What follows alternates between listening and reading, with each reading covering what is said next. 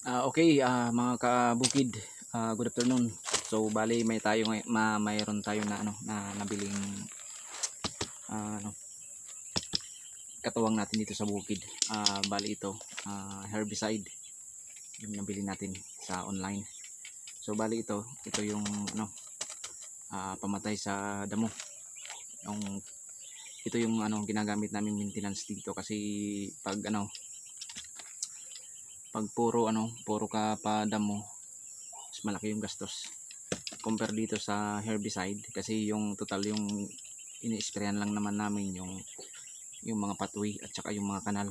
Yan lang naman kasi naka-design talaga yung mga plot namin para ma-minimize yung pagtubo ng mga damo. Ganun yung namin design. Medyo baga so bali ngayon mga kabukid, i-unbox natin itong nabili natin. So baka anong laman lang nito. So, tingnan natin kung legit.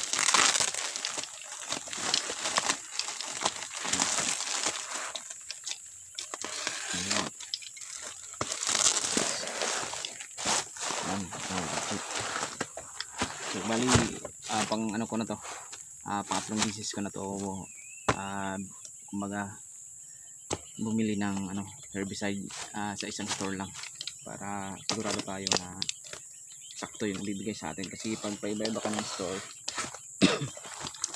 possible na ma-scam ka or baka hindi yung binibili mo hindi tama.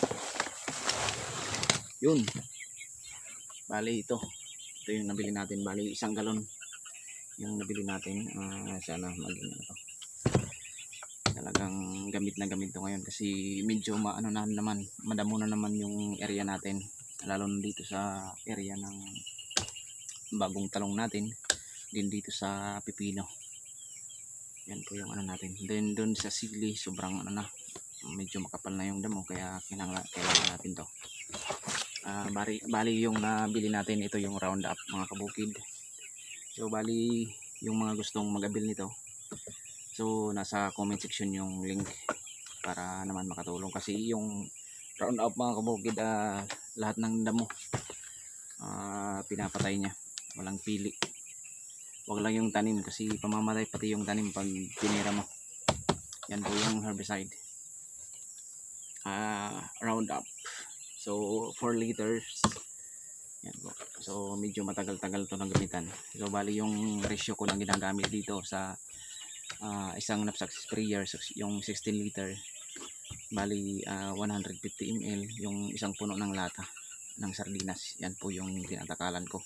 Pero ngayon kasi yung ginagamit ko mga kabukid yung power sprayer, 25 liters yun.